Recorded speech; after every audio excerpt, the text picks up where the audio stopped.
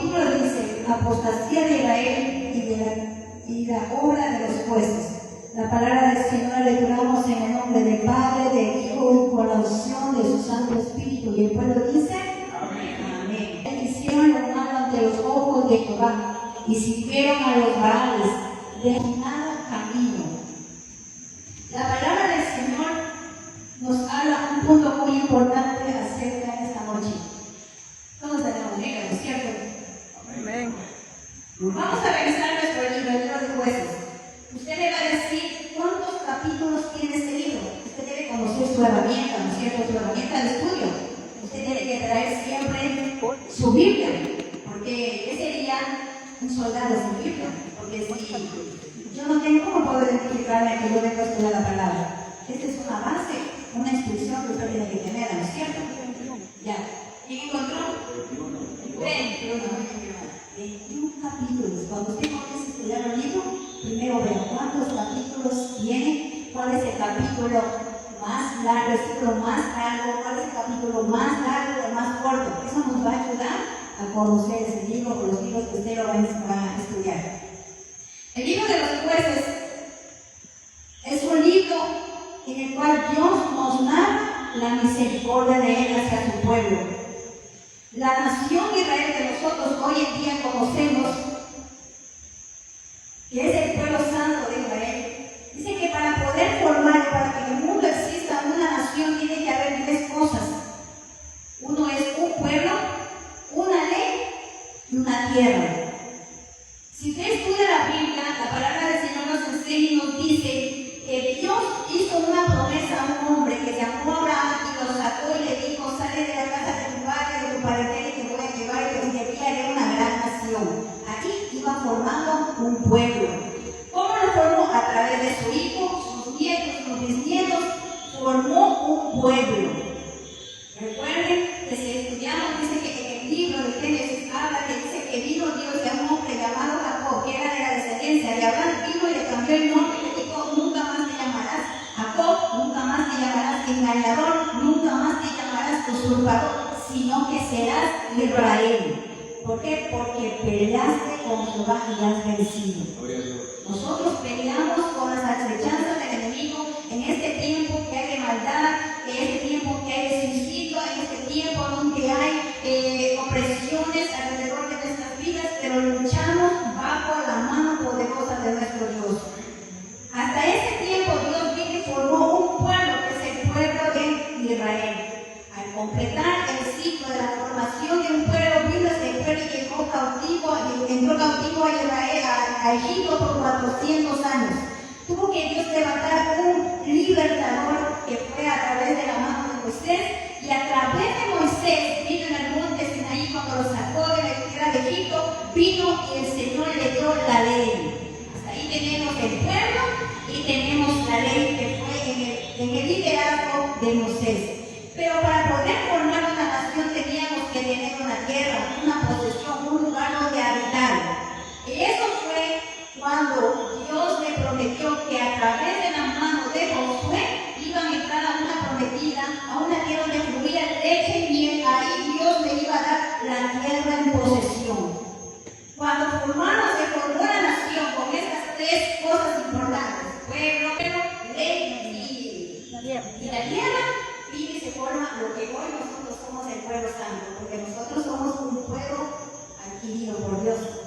Somos nación santa también hoy en día nosotros. Para que se forme eso y haya eso, dice que el pueblo de Israel comenzó a caminar conforme al líder que estaba al frente, conforme a lo que él hacía, conforme a lo que Dios le ministraba, y el pueblo se mantenía en obediencia. Como leímos al principio, dice que cuando ya no había un líder, el pueblo hizo lo que quería hacer. No sé si vemos en el libro de Jueces, capítulo 21, versículo 25, dice que ya no, en aquellos días ya no había rey, y el pueblo hacía como quien dice lo que le daba la gana. Así dice, parafraseando, ¿no es cierto? El pueblo hacía lo que él quería, sabiendo que había una ley, ya estaba establecida una ley, pero la ley no era para el amorreo, para los egipcios, para los filisteos, para los jebuseos, no, la ley era para el pueblo de Israel, o sea, para nosotros es la ley. Dios estableció la ley es para nosotros, no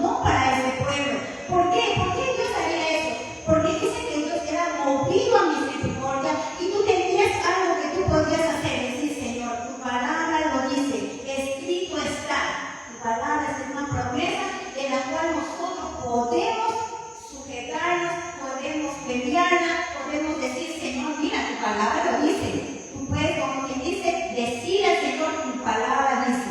Y dice que Dios es movido a misericordia, aunque tú y yo ofendamos. Él dice que es movido a misericordia. Si tú lees y miras que el pueblo de Israel le hacía lo que bien le parecía, no había quien gobierne, los hijos contra los padres contra los hijos, hacían una barajusta y una inmoralidad total en ese pueblo de Israel, sabiendo que Dios los había sacado de una forma maravillosa de Egipto y los había traído una tierra buena, una tierra que fluía leche y miel, pero aún así, viendo esa misericordia, el pueblo se descargó y hizo lo malo. Dice que fue tras los ídolos, tras la idolatría, tras el paganismo, tras el pecado.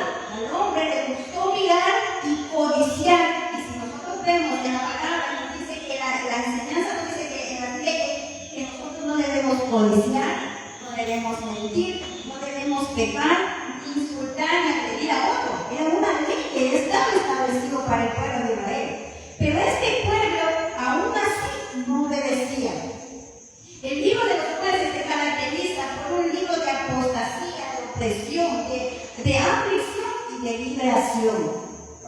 El pueblo de Israel no quiso sujetarse a lo que Dios quería hacer con cada una de nuestras vidas.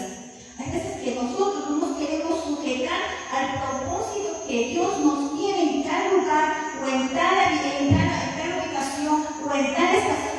No nos queremos nosotros dejar amoldar por nuestro Dios.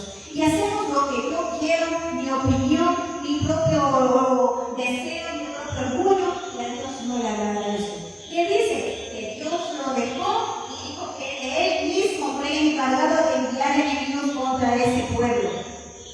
Hoy vamos a hablar acerca de uno de esos jueces. Si tú y yo hemos estudiado la palabra, nos dice que todo el libro de jueces hubieron 12 jueces a partir del capítulo 1 al capítulo 21. Hubieron 12 jueces de Israel. Pero dice que el pueblo de Israel entró en un ciclo de desobediencia. Pero como Dios es siempre movido a misericordia y Él siempre está atento a escuchar el clamor de cada uno de nosotros, dice que el pueblo de Israel venía en pecado. Pero llegaba un momento que ya no soportaba la opresión del enemigo, venían y clamaban a Dios.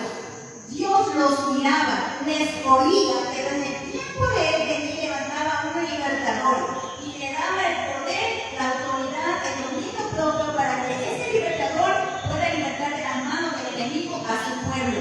Cuando ganaba y le daba esa victoria, el pueblo de Israel volvía a tiempos de paz. Pero dice la palabra que al morir el juez o el libertador, ese entonces el pueblo volvía a hacer lo malo.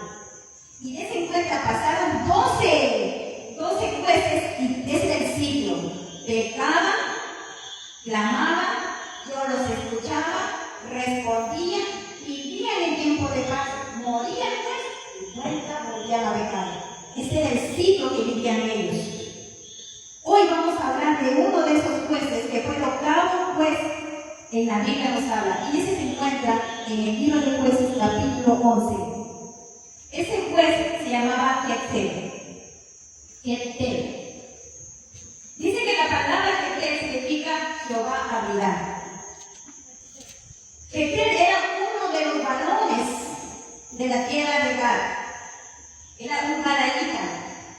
Usted a veces yo tenía esa costumbre de decir, o sea que cuando yo encuentro una palabra de decir, ¿por qué esa persona es así? Yo trataba de indagar. Y cuando yo siempre he tratado de estudiar y buscar una palabra que me quede satisfecha, que sepa por qué es, yo busco. Y la palabra nos enseña que en el libro de Génesis, capítulo 30, versículos 10 y 11, nos habla que dice que Lea tenía una sierva que se llamaba Silpa y ella dio a un bebé y le pusieron por nombre Gad. Gad era el padre de los gadanitas, lo que lo desalía este hombre Jefté. Era descendiente de esa tribu. Pero aconteció algo, que este joven cuando creció, era el padre era de Gad, pero su mamá era ramera. Y usted conoce, según la ley, una ramera no podía heredar algo en el pueblo de Israel. No podía. Esas mujeres eran apedreadas, eran quemadas, las sacaban del campamento. Pero esta mujer tuvo un hijo con uno de ellos, de esa tribu. Ese niño creció dentro de esa tribu, se acostumbró a ver lo que hacía esa tribu. Él vio y sabía que tal vez no todos eran malos. Había gente que realmente obedecía las ordenanzas y los estatutos que Dios les había establecido.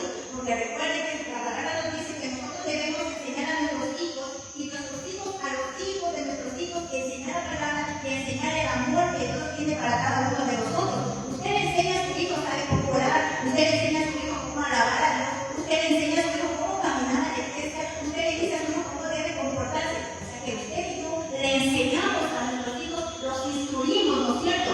A este joven también lo instruyeron desde pequeño, pero aconteció algo, que la verdadera esposa de este hombre tuvo hijos, pero cuando ya se hicieron adultos, los hijos de ellos le dijeron a él que no te queremos aquí, lo botaron, lo sacaron de él, lo desecharon, porque le dijeron, tú no heredarás la heredad de tu padre.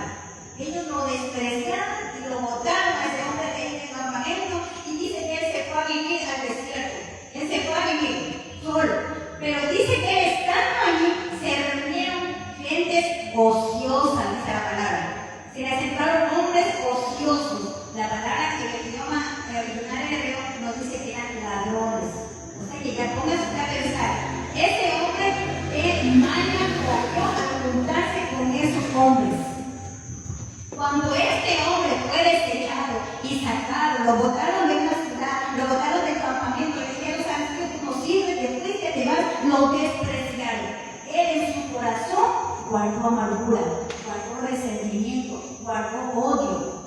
Y él comenzó a luchar por sus propias fuerzas, comenzó a defenderse de todo lo que le decía alrededor que le atacaba, tanto en lo físico como en lo mental. Porque usted sabe que el enemigo dice que anda como león rugiente buscando a quien devorar. ¿Y qué es lo que ataca? Ataca nuestros pensamientos y nuestro corazón. Nos dice, tú no vales, tú no sirves, tú no puedes, tú no eres digno para estar en ese lugar. Dios nos dice que nosotros somos un tesoro especial, somos un regalo especial, una piedra preciosa en las manos de ese alfarero que cada día nos va moldando, ¿cierto? Este valor, con tantas dificultades, con tantos tropiezos, que tuvo que luchar solo, apartado de su familia, como que dice de su padre, él formó su propia familia aparte. Y aconteció que dice que en ese entonces vinieron los amonitas a hacerle guerra al pueblo de Israel. Y la gente estaba asustada, ya 18 años estaban bajo esa opresión. 18 años es algo, un tiempo bien largo. Y dice que Dios escuchaba, Dios los miraba y miraba la aflicción de ellos, pero Dios no hacía nada. ¿Sabe por qué? Porque cuando usted y yo tenemos una aflicción o una prueba, ahí nos acercamos a Dios. Cuando tú y yo tenemos una dificultad, ahí nos acercamos como debe acercarse un hombre y una mujer a Dios. Pero ¿por qué no nos acercamos cuando vivimos en la abundancia, cuando vivimos en la bendición de Dios? No, ahí es diferente nuestra relación a Dios, ¿no es cierto? Y este hombre dice que estuvo separado de su pueblo. Vinieron los ancianos, ahora sí, no había alguien que podía defender. Fueron a buscar al despreciado, fueron a buscar al que lo habían votado, fueron a buscar al que no servía, a él lo fueron a buscar. Pero como les dije, él guardó en su corazón amargura. Cuando ellos vinieron a pedirle ayuda, él les dijo, ahora sí me necesitan, ahora sí me buscan, ahora sí sirvo para estar ahí. Ustedes no fueron los que me votaron, ahora sí buscan que yo les ayude. Y vino ellos a los ancianos, vinieron los líderes que dijeron, queremos que tú seas un caudillo y gobiernes sobre todo este pueblo. Por ese libro de los jueces significa caudillo. El libro de los jueces en el hebreo original significa caudillo, jefe o líder. Entonces, este jefe, este caudillo, este hombre que era despreciado, dice que comenzó a pedir ayuda. Ya, está bien. Él vino y aceptó esa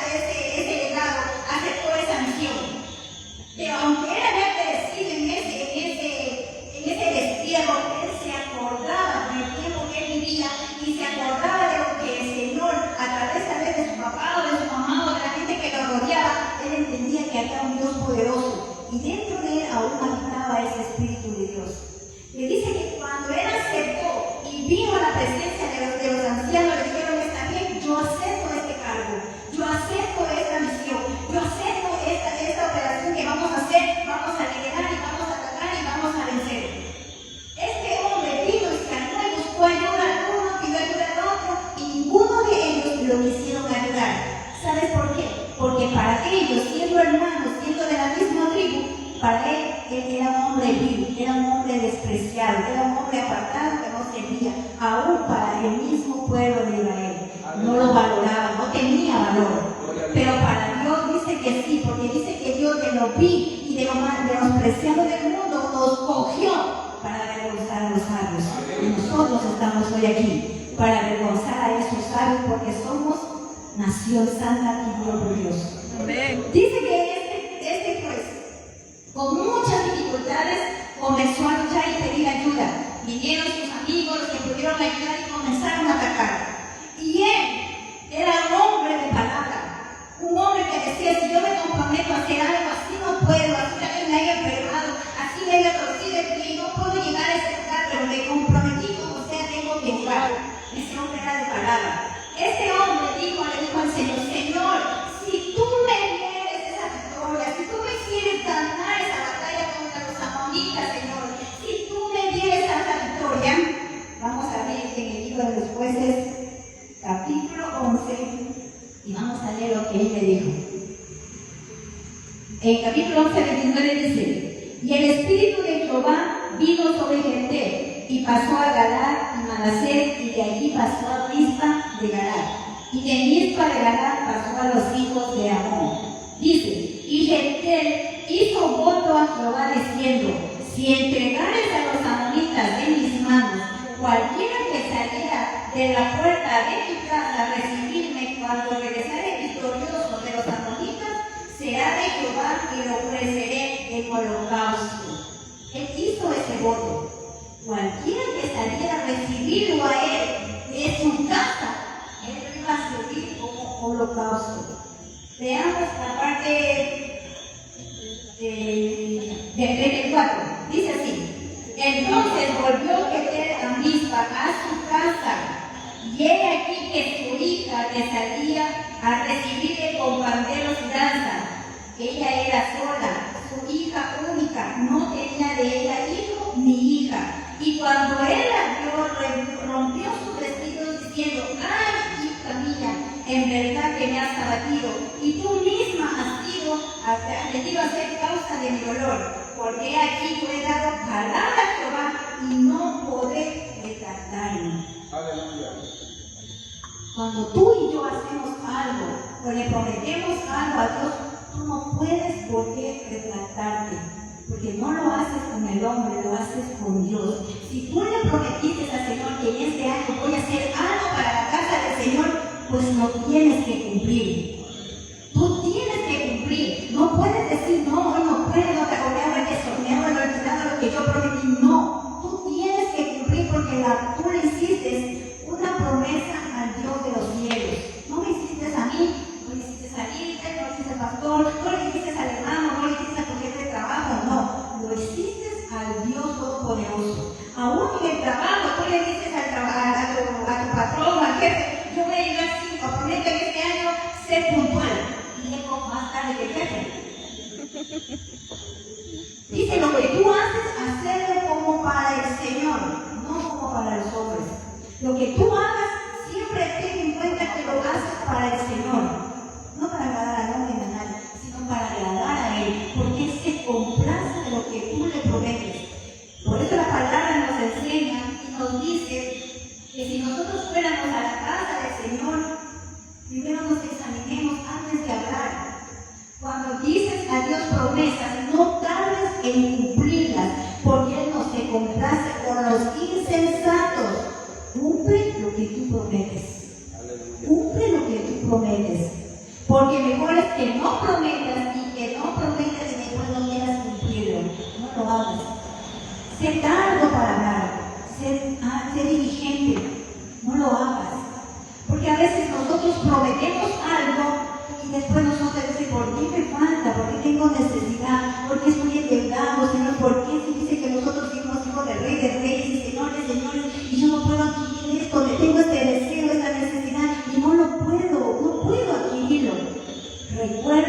¿qué tú le prometiste al Señor? Cumple lo que tú prometes y lo demás viene por añadidura. Cumple lo que tú prometiste este año al Señor y lo demás déjalo al Señor, porque Él añadirá lo que hace falta. Este varón, aunque era un hombre entendido en la palabra, aunque fue despreciado, aunque él tenía algo en su corazón, él sabía que lo que se promete a Dios no se podía retractar, no se podía echar para atrás, no podía decir, hacer que el despistado y decir, no voy a hacerlo. El dolor más grande de él fue que su hija, su única hija, salió a recibirlo. Y según la palabra nos dice que él iba a ofrecer en un holocausto. ¿Qué decía en jueces 21-25? Que el pueblo, como no había rey, hacía lo que bien le parecía. El pueblo de Israel e incluso sus propios hijos los sacrificaban a los ídolos, a Baales, hacían cosas abominables delante de la presencia de nuestro Dios. Este sacrificio tal vez no pudo llegar a ser, o tal vez lo hizo, no lo sé porque él era un hombre de palabra y lo que él decía se cumplía. En la Biblia no nos narra si ella murió, si ella quedó viva. Lo único que nos habla es que dice que ella le dijo al padre: está bien, papá, lo que tú le dijiste al Señor que se cumpla, pero déjame llorar 2 meses. Dice, iré por el monte a llorar por la causa que me aconteció esto.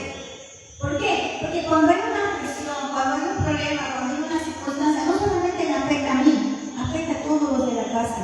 Usted ha visto que cuando alguien está enfermo, no solamente sufre el enfermo, sino sufre el que está al lado, el que está cuidando, el que está vigilando a los hijos, todos sufren por esa causa. Ella sufrió tal vez por algo que él pronunció sin medirse, sin tener precaución. Por eso cuando usted vaya a hablar, o vaya a decir, o vaya a prometer, primero mejor escuche y deténgase, analice y ahí diga la palabra, pero no lo suelte por soltar, porque llegará el tiempo en que tú tendrás que ser cobrado esa promesa. Entonces, ¿cómo yo le puedo decir, Señor, bendíceme, si yo no quiero hacer nada por el reino? Señor, abre las ventanas de los cielos, pero si yo no doy nada a cambio. Dios no te pide dinero, no, pero sí te da el tiempo, 24 horas en el cual tú puedes administrarlo para el Señor. ¿Cómo? Puedo leer la Biblia, Señor, este año, voy a leer el día, voy a leer tu palabra 1 hora. Pongo mi reloj por hora. Señor, este año, o este mes, o esta semana, voy a orar 1 hora, porque la Biblia nos enseña que por lo menos debemos orar 1 hora. ¿Cuántos es más beneficioso orar más horas? Cuando el Espíritu de Dios comienza a moldar tu vida y comienza a llenar tu vida, tú sientes que cuando te toca ir a descansar, te lleva primero a orar. ¿Por qué? Porque si yo me acerco a la cama, me va a dar pereza, me va a dar sueño, me va a dormir. Pero cuando tú vas subiendo y vas a ir a descansar, es algo que te impide que llegue al lugar donde tú tienes que ir a clamar.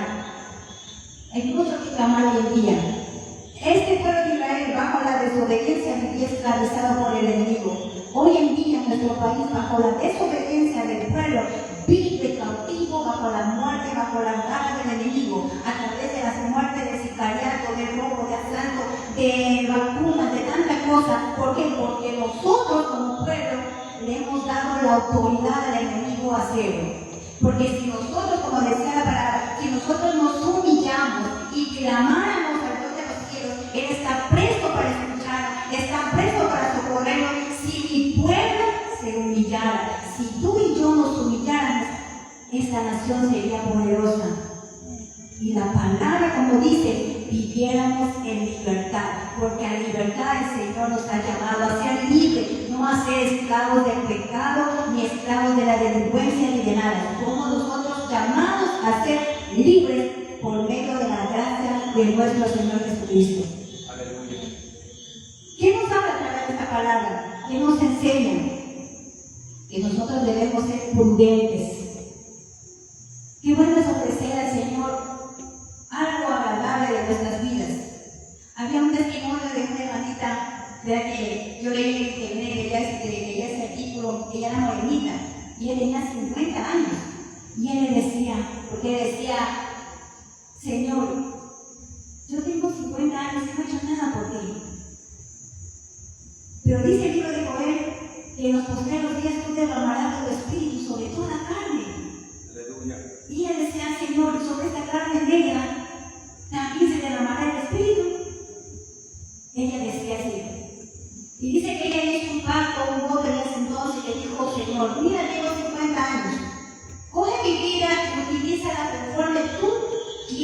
yo haga, conforme a lo que tú quieras que yo haga. Aquí está mi vida. Vivió 85 años y desde los 50 hasta los 85 años nunca se apartó de la casa del Señor. Y dice que a donde ella iba, así sea en el bus, en el mercado, en el centro, todo, dice que ella predicaba la palabra y miles de almas llegaron al camino del Señor. Entonces Dios quiere eso de ti y de mí, que si tú te sientes, porque todos no somos capaces, porque dice que Dios no nos ha dado un espíritu de cobardía, Dios nos ha dado un espíritu de poder, un espíritu de amor, un espíritu de dominio propio, el cual tú y yo lo podemos hacer, porque todo lo puede en Cristo que nos fortalece. Entonces tú y yo tenemos esa capacidad, somos sabios, bienvenidos, Dios nos ha dado esa capacidad para que tú y yo llevemos las buenas nuevas de salvación a la gente y a personas que aún lo conocen. No seamos como Jeter, que apresuró a abrir su boca y le causó dolor. Seamos sabios y entendidos para poder llevar la palabra conforme el Espíritu Santo nos guía a nosotros. Y seréis testigos en todas las ciudades, en todos los Santo Domingo. Tú serás testigo en tu trabajo, tú serás testigo en la escuela, tú serás testigo en tu trabajo, en tu recorrido, tú serás testigo. Porque nosotros somos testigos de Cristo. ¿Eh? Y por esa sangre maravillosa que un día fue derramada en el Calvario, por esa sangre tú y yo estamos aquí, no porque lo merezcamos, sino porque así es la casa de Dios, que Él es movido a misericordia. Que el Señor es movido de misericordia. Vamos a orar por esta palabra.